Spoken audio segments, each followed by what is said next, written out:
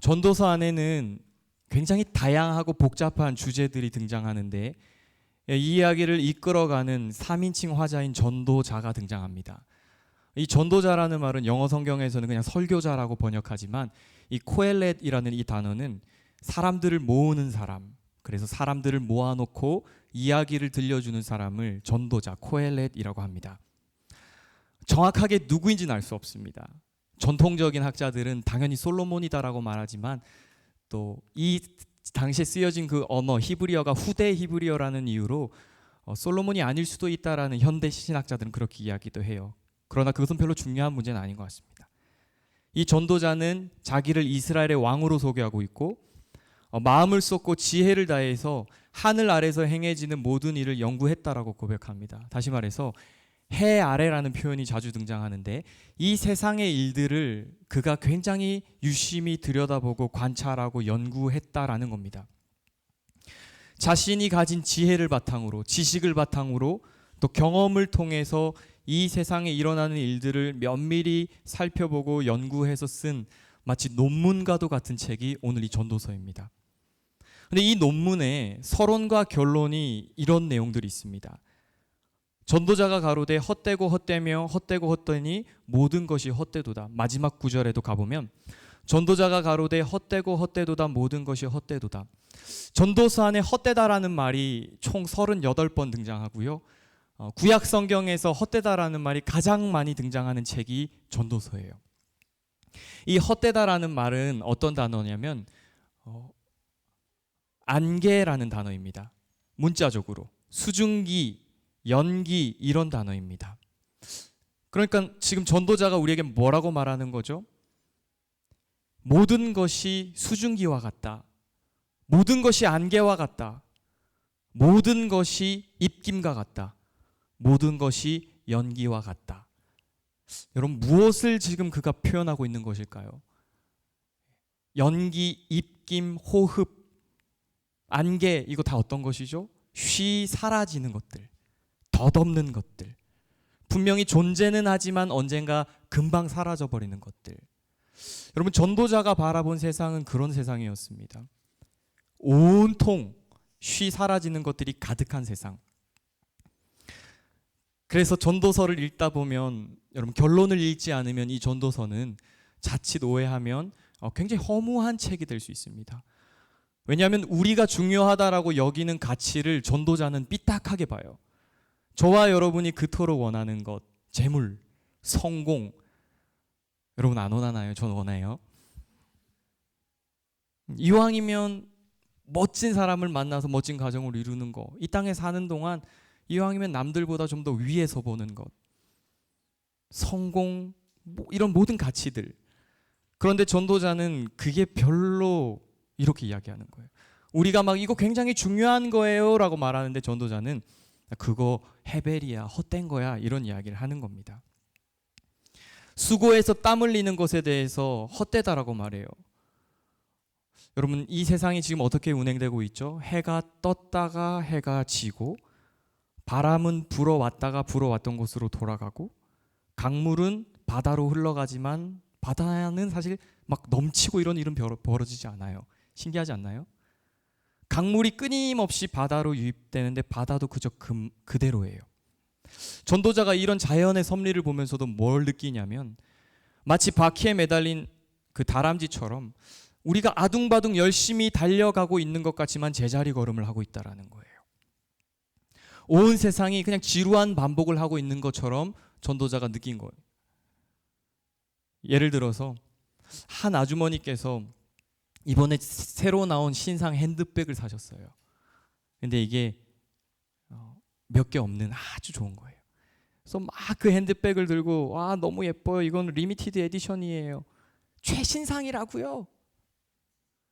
근데 전도자가 뭐라고 말하냐면 보라 이것이 새 것이라 할 것이 있으랴 그거 우리 오래전 세대에도 이미 있었느니라. 여러분 이 세상에 새 것처럼 등장하지만 전도자는 뭐라고 말하냐면 우리가 기억하지 못할 뿐, 이전 세대가 이미 해봤던 것, 우리가 하는 것, 그리고 다음 세대는 우리를 또한 잊어버린다라는 것.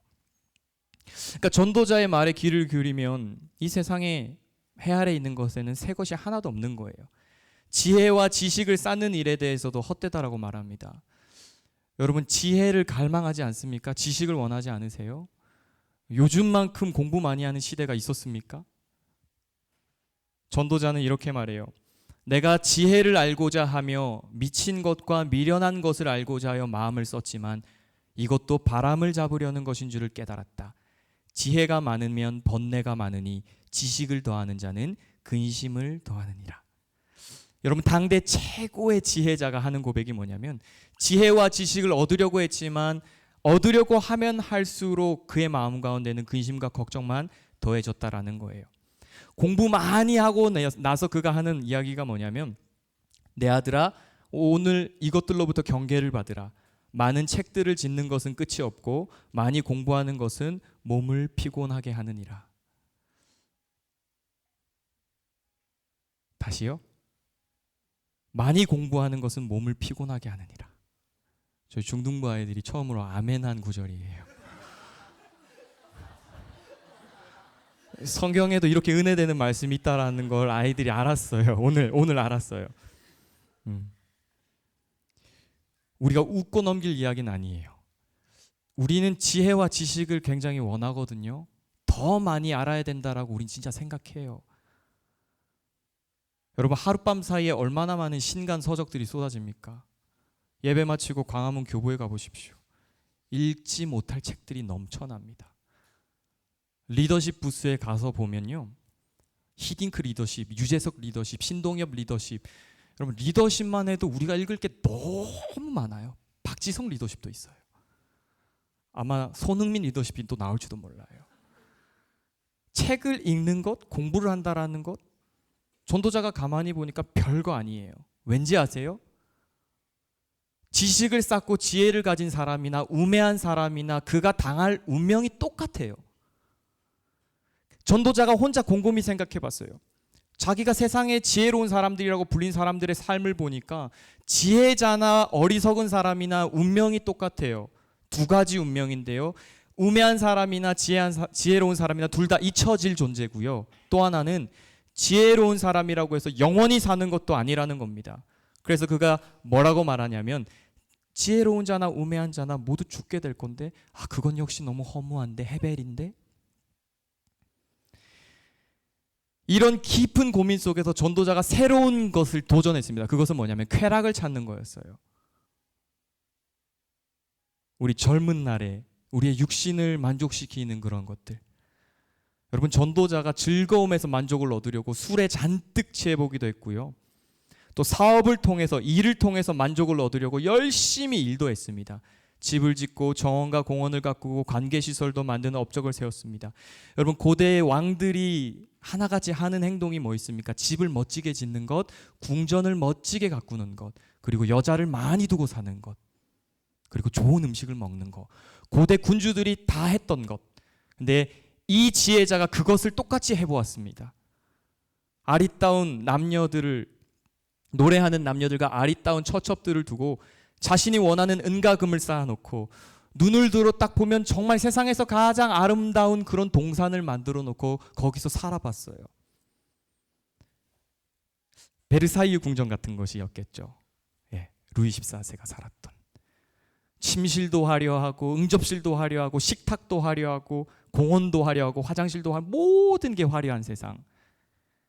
근데 여러분, 루이 14세의 마음 가운데 진짜 진정한 행복이 있었을까요? 전도자는 깨달았습니다. 마음껏 즐기며 행복을 누리겠다라고 고백했지만 그게 만족을 줄 수 없다라는 걸 그가 알았어요. 심지어 업적을 쌓아보기도 했는데요, 그 업적을 쌓는 것조차 그에게 무의미했습니다. 여러분, 전도자가 굉장히 탁월한 통찰을 전도서에 곳곳에 숨겨놨는데요, 그중 하나가 뭐냐면 이런 것도 있어요. 한 왕이 나라를 진짜 탁월하게 통치했습니다. 근데 전도자 뭐라고 말하는지 아세요? 그 왕의 통치조차 허무하대요. 왜냐하면 그의 아들이 망난이래요. 바보 같은 왕이 등장하면 그 전에 선왕이 했던 수많은 업적조차 사라질 거기 때문에 그것도 허무하다라는 겁니다. 이쯤 되면 우리 친구들, 여러분 중에 한 명이 손을 들어서 저한테 이런 질문을 해야 돼요. 목사님 도대체 뭐 얘기하시는 거예요 지금? 여러분, 전도자는 지금 우리한테 뭘 말하고자 하는 걸까요? 수고하는 것이 헛되고 즐거움이 헛되고 지식과 지혜가 헛되고 재물 존귀히 여겨지는 것들이 헛되다면 여러분, 도대체 우리는 어떻게 이 땅을 살아가야 하는 것일까요? 전도서를 읽으면서 우리가 경험하는 어려움이 바로 이거예요. 온통 헛된 이야기처럼 보여요. 근데 여러분, 전도서의 묘미는 헛된 이야기 사이사이에 헛되지 않은 것들을 전도자가 이렇게 소개해 줍니다. 헛됨이 아까 뭐라 그랬죠? 안개라고 했습니다. 근데 1장에서부터 12장까지 온통 안개 속을 거니는 것 같은 이야기예요. 그런데 그 중간중간에 전도자가 우리에게 어떤 메시지들을 이렇게 흘려주는 것들이 있는데 그것이 우리가 들어야 될 메시지입니다. 그것 중에 하나가 뭐냐면 우리가 누구이냐라는 질문에 대한 답입니다. 여러분, 우리는 누구죠? 하나님의 형상이에요. 하나님의 작품입니다. 그런데 한 가지 우리가 또 기억해야 될 것이 있어요. 우리는 하나님의 존재이지만, 하나님의 사람이지만 분명한 한계를 가진 존재라는 거예요. 하나님이 모든 것을 지으시되 때를 따라 아름답게 하셨고 사람에게 영원을 사모하는 마음을 주셨느니라. 그러나 하나님의 하시는 일의 시종을 사람으로 측량할 수 없게 하셨도다. 여러분, 하나님께서 사람에게 주신 특별함이 무엇이죠? 영원에 대한 사모하는 마음이 우리 안에 있습니다. 유한한 인간인데 영원을 갈구하는 마음이 우리 안에 있다라는 것 좀 여러분 특별하지 않습니까? 그런데 이 영원한 가치를 갈구하는 우리 인간이란 존재는 정말 모순적이게도 오늘 내 일상에 벌어지는 일들에 대한 의미를 조금도 알지 못한다라는 거예요. 우리는 땅끝까지, 이 세상 끝날까지 그리스도의 증인들이다. 한 번뿐인 인생 속히 지나가리니 오직 그리스도를 위한 일만이 영원하리라. 어디서 많이 듣던 이야기죠. 영원에 대한 갈망이 우리 안에 있다. 굉장히 귀한 것입니다. 그런데 역설적이게도 영원의 가치를 두고 사는 우리가 오늘 이 하루의 의미를 발견하지 못할 때가 너무 많다라는 거예요. 내 일상에서 벌어지는 이 일들에 대해서 이게 왜 이런 일이 있지에 대해서 의미를 잘 알지 못한다라는 거예요. 근데 전도자가 이렇게 우리에게 말합니다. 그건 하나님이 알지 못하게 하신 거야. 하나님이 형통한 날과 곤고한 날을 두 개를 만드셨는데 이 두 가지를 병행해서 사용하시면서 사람으로 그 장래일을 능히 헤아려 알지 못하게 하셨어. 여러분, 하나님이 두 가지 날을 창조하셨습니다. 좋은 날과 나쁜 날입니다. 좋은 날만 주시지도 않고요, 나쁜 날만 주시지도 않습니다. 하나님은 좋은 날과 나쁜 날을 우리의 입장에서는 랜덤이죠. 우리는 몰라요. 우리는 왜 내가 나쁜 일을 지금 겪고 있는지, 왜 나쁜 상황에 처했는지 우리는 몰라요. 여러분, 모르는 채로 지금 두십시오. 꼭 알아야 될 이유가 없다라는 게 오늘의 메시지예요. 하나님이 그 두 날을 만드시고 번갈아 가면서 우리의 인생을 이끌어 가시는데 매일 좋은 날만 지속되는 것도 아니고 매일 힘든 날만 되는 것도 아닙니다. 특별히 여러분들 요즘 삶이 어떤지 저는 잘 모르겠습니다. 그런데 혹시 이 자리에 왜 내 삶은 매일 힘들기만 하지? 왜 매일 이토록 힘들기만 하지? 도대체 나는 언제쯤 빛을 볼 수 있을까? 여러분, 하나님이 정확하게 말씀하시는데 분명히 빛을 보는 날이 반드시 와요. 다만 하나님이 저와 여러분에게 그날이 언제일지에 대해서는 안 알려주십니다. 전도자가 이 세상의 일들을 보면서 그것을 배우고 느끼기 시작한 거예요. 해 아래에서 일어나는 일들을 관찰해 보니까 하나님이 하시는 일을 우리가 깨달을 수 없다라는 걸 그가 배웠습니다. 사람이 아무리 노력하고 알려고 해도 깨닫지 못하는 게 있습니다. 그게 바로 하나님이 하시는 일이라는 거예요. 사람이 아무리 애써 궁구할지라도 능히 깨닫지 못하나니 이는 지혜자가 안다 할지라도 깨닫지 못하느니라. 대저 사람은 자기의 시기를 알지 못하나니 물고기가 재앙의 그물에 걸리고 새가 올무에 걸림같이 인생도 재앙의 날이 호련히 임하면 걸리느니라. 사람은 장래일을 알지 못하나니 나중에 일어날 일을 누가 그에게 알리리요. 하나같이 하는 이야기가 뭐죠? 우리가 어떠한 존재? 모르는 채로 이 세상을 사는 존재라는 것을 전도자는 우리에게 알려줘요. 여러분, 제가 여러분에게 좀 질문할게요. 여러분, 바람의 길이를 재실 수 있으세요? 바람의 길이요. 여러분, 엄마 뱃속에 있는 아기의 몸속에서 뼈가 언제 자라는지 아십니까? 전도자가 그걸 질문하기 시작해요. 바람의 길이가 얼마나 되는지, 아이를 뵌 자의 모태에서 뼈가 어떻게 자라는지 너가 모르는 것처럼 만사를 성취하시는 온 세상의 일을 이끌어 가시는 하나님을 넌 절대로 알 수 없어. 3장, 7장, 8장, 9장, 10장, 11장에 이르면서 전도자가 해 아래 살아가는 저와 여러분과 이 인류를 향해 던지는 메시지가 뭐냐면, 하나님과 인간은 완전히 다른 분이시며 인간은 그 하나님 앞에서 우리의 연약함과 부족함과 알 수 없는 그 한계를 먼저는 인정해야 된다라는 거예요. 바울은 고린도전서 1장 25절에서 이렇게 고백했습니다. 하나님의 어리석음이 사람보다 지혜롭고 하나님의 약하심이 사람보다 강하니라. 하나님의 여러분 멍청함이, 여러분 하나님의 무지함이 인간의 탁월한 지혜보다 훨씬 뛰어나다라는 거예요. 오늘 첫 번째 메시지인데요. 하나님 앞에서 우리는 어떤 존재다? 모르는 존재, 알 수 없는 것을 그저 받아들여야 되는 존재. 그렇기 때문에 날마다 나의 연약함을 주님 앞에 인정하고 도움을 구하며 이 땅을 살아가야 되는 존재라는 겁니다. 여러분, 유진 피터슨이라는 영성 신학자가 있습니다. 근데 여기 에어컨 나오나요? 조금 덥지 않으세요? 네. 저만 덥나요? 네. 전기 아끼지 마세요.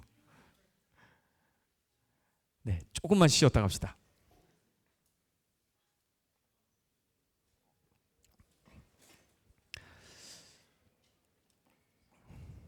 네, 감사합니다.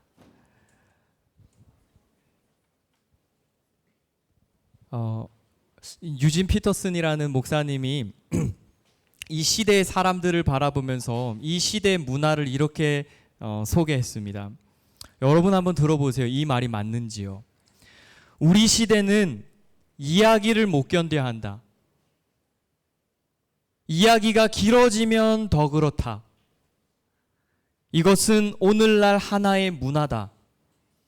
우리가 좋아하는 것은 일화, 사건을 단적으로 보여주는 영상, 슬로건이다. 여기서부터 되게 중요해요. 우리는 항상 압축하여 정리된 진리만 듣고 싶어 한다.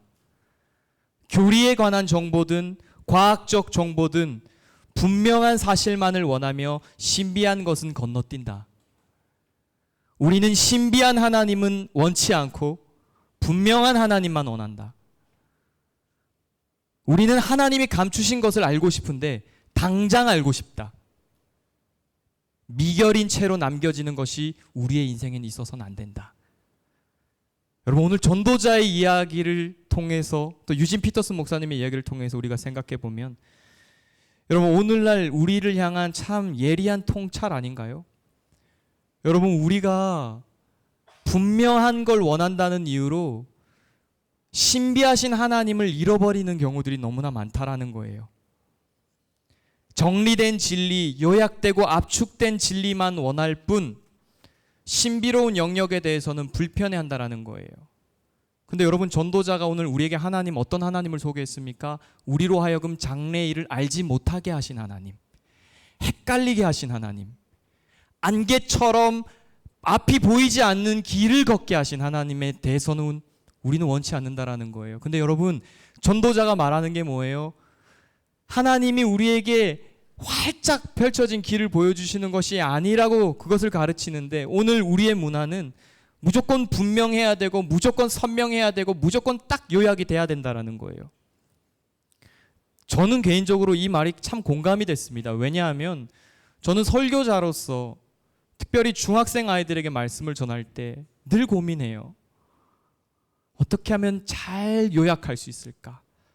마치 맛있게 밥을 딱 요리해가지고 입에만 쏙 넣어주면 되게.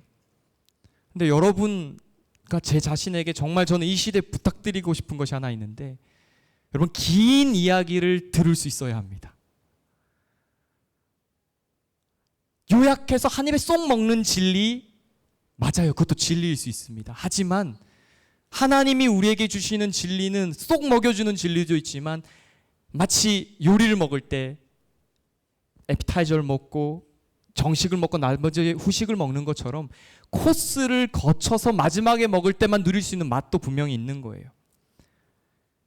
신비한 것에 대해서 건너뛸 게 아니라, 그렇지, 하나님은 참 분명하신 하나님이지만 동시에 하나님 참 신비로운 분이시지. 온 맘 다해라는 찬양에 이런 가사가 있습니다. 주님의 보좌 앞에 내 마음을 쏟네. 모든 것 아시는 주님께 감출 것 없네. 주님을 어떤 주님으로 묘사하고 있습니까? 모든 것을 다 아시는 주님. 근데 2절의 가사가 더 좋습니다. 나 염려하지 않아도 내 쓸 것 아시니 나 오직 주의 얼굴 구하게 하소서. 그리고 나서 어떻게 고백하죠? 다 이해할 수 없을 때라도 감사하며 날마다 순종하며 주 따르오리라. 여러분, 다 이해할 수 없는데 우리는 감사를 합니다. 다 이해할 수 없는데 우리는 그 길을 걸어가요. 여러분, 알기 때문에 걷는 것이 아닙니다. 신비로운 거예요. 보이기 때문에 취한 것이 아니라는 겁니다. 여러분, 하나님의 일하심이 얼마나 신비롭습니까? 이스라엘 백성들이 출애굽했는데 하나님이 이스라엘 백성들을 어디로 인도하셨는지 아십니까? 광야로 인도하셨어요. 여러분, 성경에 보면 재미난 게, 아니 애굽에서 이 사람들을 구출시켰으면 안전한 곳으로 인도해 가셔야 되는데, 여러분 하나님의 신비, 이스라엘 백성들을 어디로 끌고 가십니까? 살 수 없는 땅으로 데려가신 거예요. 그 살 수 없는 땅에서 이스라엘 백성들이 경험하는 게 뭐예요? 하나님만이 우리에게 생명을 주시는 분이라는 걸 깨닫는 거예요. 하나님이 왜 우리에게 절망스러운 환경을 줄까요? 하나님만이 길이라는 것을 알려주시는 신비로운 방법이죠. 여러분, 출애굽 이후에 홍해 건너는 사건, 전 이 사건 늘 묵상하고 너무 좋아합니다. 이스라엘 백성들이 바닷가 앞에 서 있습니다. 홍해 바다 앞에 서 있습니다. 눈 앞에는 바다가 있고 뒤에는 애굽의 군대가 쫓아오고 있습니다. 말발굽 소리가 멀리서부터 들려오고 있습니다. 수많은 이스라엘 백성들이 이렇게 이야기했습니다. 차라리 애굽에 있으면 좋았을 걸. 왜 여기 와가지고 길이 보이지 않아요, 길이 보이지 않아요, 길이 보이지 않아요, 길이 보이지 않아요. 여러분, 길이 있었나요, 없었나요? 없었지만 있었어요. 홍해 바다를 하나님은 가르셔서 그것을 길로 만드신 거예요. 여러분, 하나님의 일하심은 바로 이런 것입니다. 우리가 생각하는 것처럼 바다는 없어야 되고, 아니요, 하나님은 바다가 있어도 신비롭게 우리를 인도하실 수 있는 분이라는 거예요. 전도자가 첫 번째로 우리에게 알려주는 교훈이 바로 이겁니다. 하나님의 신비로운 인도하심에 대해서 마음을 좀 열라는 겁니다. 특별히 20대 때 고민 되게 많으시죠? 30대 되면 그 고민이 사라지는 게 아니라 더 깊어질 거예요. 40대 되면 한번 불러주세요. 말씀드릴게요. 어떨지. 제가 정말로 고민을 하면서 저희 부서의 선생님들과 나눔할 때 얘기하거든요. 선생님도 이 고민 하셨어요? 선생님도 이런 고민 하셨나요? 전도자는 말합니다. 이해가 되지 않지만 하나님의 신비로운 인도하심을 굳게 믿고 너무 염려하지 말라는 겁니다. 이어서 전도자가 또 하나 우리에게 알려주는 것이 있습니다. 그것이 무엇이냐면 하나님이 인생에게 주신 선물을 누리며 살라는 것입니다. 여러분, 누리라는 거예요. 사람이 사는 동안에 기뻐하며 선을 행하는 것보다 나은 것이 없는 줄을 내가 알았고, 사람마다 먹고 마시는 것과 수고함으로 낙을 누리는 것이 하나님의 선물인 줄을 또한 알았도다. 하나님의 주신 바 그 일평생에 먹고 마시며 해 아래서 수고하는 모든 수고 중에서 낙을 누리는 것이 선하고 아름다움을 내가 보았나니 이것이 그의 분복이로다. 하나님이 재물과 부요를 주사 누리게 하시며 분복을 받아 수고함으로 즐거워하게 하신 것은 하나님의 선물이라. 헛되다 헛되다 헛되다 하는데 중간중간에 하나님의 선물을 이야기해요. 여러분, 하나님이 우리에게 주신 선물이 뭔지 아십니까? 여러분이 먹고 마시고 여러분이 이미 가지고 있는 걸 누리는 거예요. 지금 여러분들은 뭘 누려야 되는지 아세요? 여러분은 지금 젊음을 써야 될 때예요. 아끼지 말고 누리세요. 맛집 제발 좀 찾아다니세요. 부탁드립니다. 여기 주변에 미술관 되게 많습니다. 제발 우리 예술도 좀 즐겨봅시다. 음악 좋아하세요? 하나님이 만드신 것들을 왜 우리는 이분법적으로 다 버리려고만 하죠? 여러분, 그리스도인들의 삶이 왜 이렇게 꾸질꾸질해졌습니까? 창조주 하나님이 이 세상에 우리에게 선물로 주신 것들이 너무나 많은데 우리는 말씀과 기도만 보는 것이 하나님이 기뻐하는 일이라고 생각해요. 천만에요. 여러분의 삶 가운데 여러분에게 주신 여러분의 환경 속에서 누릴 수 있는 것들, 여러분, 하나님은 그것을 누리라고 말씀하세요.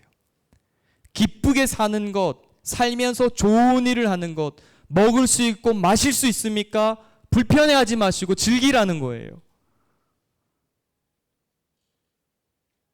전도자가 이렇게 말합니다. 우리의 한평생이 짧고 덧없는 것이다. 하지만 하나님이 우리에게 허락하셨으니 우리의 인생이 짧지만 세상에서 애쓰고 수고하여 얻은 것으로 먹고 마시고 즐거워하는 것은 마땅한 일이다. 즐거워하는 일은 좋은 일임을 내가 깨달았다. 이것은 사람이 받은 몫이다. 하나님이 사람에게 재물도 주시고 재산도 주시며 누리게 하실 뿐만 아니라 수고함으로 즐거워하게 하신 것이니 이것은 하나님이 사람에게 주신 선물이다. 그리고 전도자는 이어서 이렇게 말합니다. 하나님은 사람이 행복하게 살기를 바라시니 덧없는 인생살이에 크게 마음 쓰지 말라. 해 아래 살아가는 우리들에게 전도자는 말하는 겁니다. 마땅히 하나님이 누리라고 주신 기쁨을 빼앗기지 말라는 거예요. 여러분, 그리스도인이 누려야 될 기쁨이 부활의 기쁨입니까? 당연하죠. 그리스도께서 나를 위해 죽으시고 다시 살아나셨다라는 그 부활의 기쁨 당연합니다. 하지만 그 기쁨만 주신 게 아니라는 거예요. 음악을 들으면서 좋은 영화를 보면서 맛있는 음식을 먹으면서 사랑하는 아내와 자식을 함께 통해 건강한 가정을 누리고 아름다운 자연을 보면서 감탄하고 때로는 나를 희생하면서 누군가를 도우면서 기뻐하고 기가 막힌 대자연 앞에서 감탄하는 삶을 살라고 우리에게 말씀하고 계신 것입니다. 여러분, 예수님은 어떤 분이셨을까요? 여러분, 예수님은 이 땅에 사는 동안 항상 기도만 하셨죠. 여러분, 예수님이 이 땅에 사는 동안 항상 전도만 하셨죠. 마태복음 11장 19절 말씀. 인자는 먹고 마심에 사람들이 예수를 뭐라고 평가했는지 아세요? 보라, 저자는 먹기를 탐하고 포도주를 즐기는 사람이다. 메시지 성경에 보면 예수님을 러쉬라는 단어로 표현합니다. 러쉬가 어떤 뜻이냐면요, 술주정꾼, 술고래 이런 뜻이에요. 물론 예수님이 술 취했다는 건 절대 아닙니다. 중동에서는 포도주가 물이니까요. 어찌됐든 예수님은 식탁 문화를 즐기셨던 분이었어요. 항상 식탁에 둘러앉아 제자들과 주변 사람들을 불러 모아놓고 만찬을 기뻐하셨던 분입니다.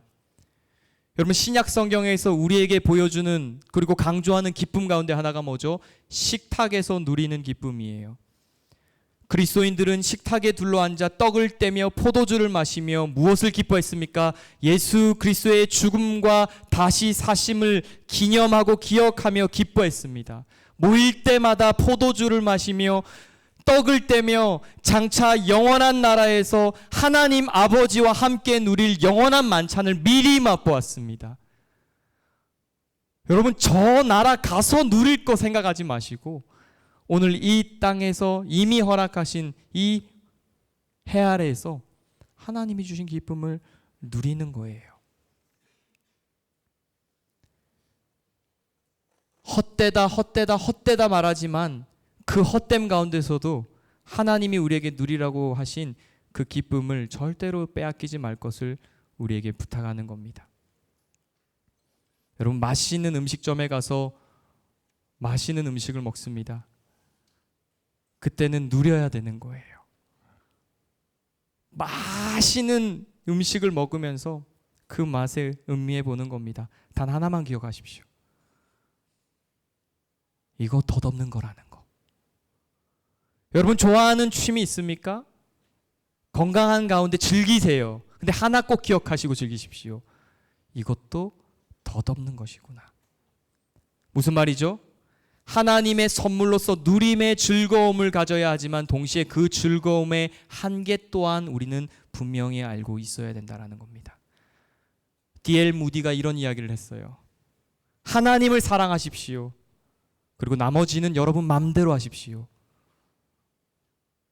하나님을 사랑하십시오. 그리고 나머지는 여러분 마음대로 사십시오. 오늘 전도자가 우리에게 주는 동일한 메시지인 거예요. 하나님을 사랑하는 마음, 하나님을 경외하는 마음, 그 마음을 품고 이 땅에서는 내가 원하고 내가 기대하는 것들에 대해서 마음껏 누리며 즐거운 삶을 살 것을 우리에게 부탁하고 있는 거예요.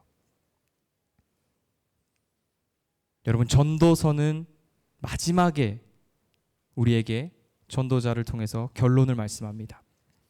우리 전도서의 결론을 다시 한번 읽어볼까요? 13절 14절 말씀입니다. 일의 결국을 다 들었으니, 시작. 일의 결국을 다 들었으니 하나님을 경외하고 그 명령을 지킬지어다. 이것이 사람의 본분이니라. 하나님은 모든 행위와 모든 은밀한 일을 선악간에. 이 해 아래 일을 잘 살펴본 이후에 전도자가 우리에게 주는 마지막 결론의 메시지는 뭐냐면 두 가지 명령으로 자신의 글을 마무리합니다. 첫 번째는 하나님을 경외하라. 두 번째는 하나님의 명령을 지키면 살라. 사랑하는 내송 대학부 동역자 여러분, 여러분의 젊음의 때를 마음껏 누리시기 바랍니다. 그리고 하나님이 여러분에게 허락하신 건강, 달란트, 여러분에게 주신 여러분이 좋아하는 그 많은 것들을 마음껏 누리십시오. 그러나 한 가지 일을 꼭 기억하고, 언젠가 하나님 앞에 우리가 설 날이 있고 하나님은 그 모든 일에 대해서 우리의 마음과 우리의 삶을 판단하실 것이라는 것을 기억하셨으면 좋겠습니다.